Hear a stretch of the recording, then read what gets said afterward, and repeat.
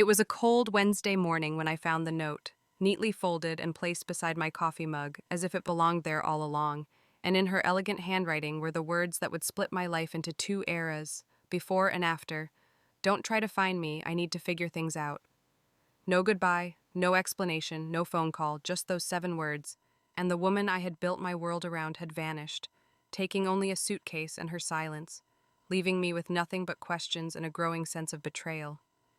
We had been married for 7 years, Rachel and I, and though our relationship had its ups and downs, I never thought she'd just walk away without so much as a conversation, no warning signs, no confessions, no arguments leading up to it, just a normal night, a shared dinner, a kiss on the cheek, and then nothing.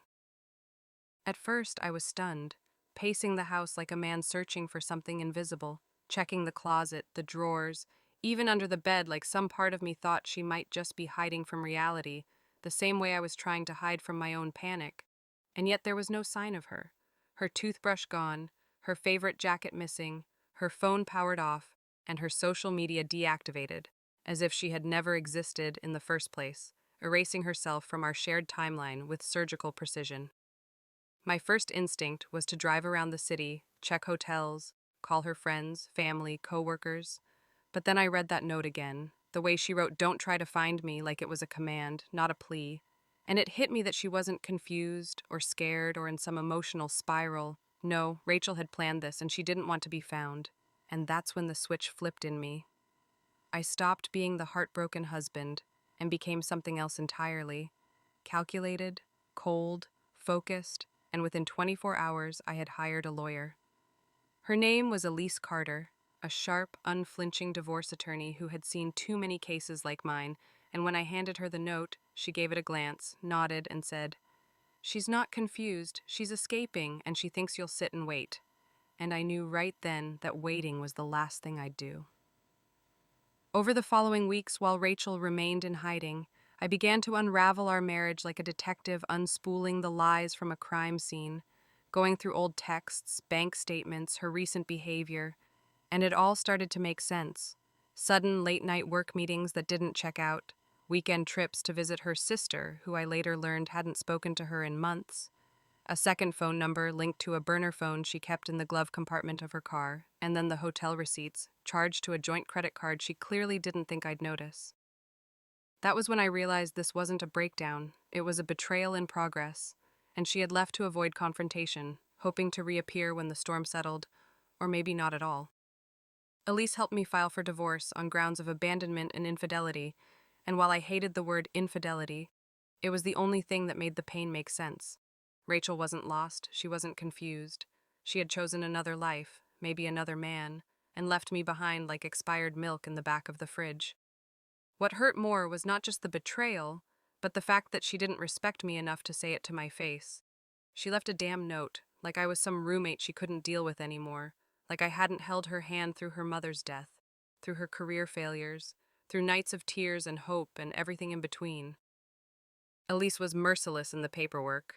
She froze our joint accounts, filed motions to prevent Rachel from accessing any marital assets, demanded her presence in court within 30 days, and launched a private investigator to locate her and serve her notice. I didn't want revenge, not really, but I wanted her to face me, to explain, to hear from me that I wasn't going to wait like some lovesick puppy while she found herself between hotel sheets and half-hearted lies. By week 4, the private investigator tracked her down to a coastal town 2 states away, living under her maiden name and working as a barista in a small cafe, pretending she was just some free-spirited traveler living her truth. And when she was served the legal documents, she called me for the first time, her voice trembling, saying, "You weren't supposed to find me," to which I calmly replied, "I didn't. You told me not to, so I hired someone who could." There was silence on the line, the kind that stretches for lifetimes, and then she whispered, "I just needed time." But it was too late for time, too late for apologies. Court proceedings began 3 weeks later, and she showed up with a lawyer of her own, her once glowing face now dim with guilt and exhaustion, and I didn't feel joy or satisfaction, just closure, the kind that comes when you realize you gave someone every chance, every ounce of your love, and they still chose the exit sign over your loyalty. The judge heard our case, the evidence of her infidelity, the note, the financial traces, and within 2 hearings, the divorce was finalized. Equitable division, no spousal support, and I kept the house, the car, and my dignity. As she walked out of the courthouse, she looked back once, not with regret, but confusion, like she couldn't understand how the man she once left with a note had turned into someone strong enough to let her go without falling apart. I didn't follow her with my eyes, didn't wonder where she was going next. I just stepped outside into the sunlight, breathed for the first time in weeks, and realized that sometimes the most powerful thing you can do when someone walks away is not chase after them, not beg or plead or write long emotional messages. It's hiring a damn good lawyer and moving the hell on. Life didn't stop for me after Rachel. In fact, it finally started, because losing her taught me something no wedding vow ever could.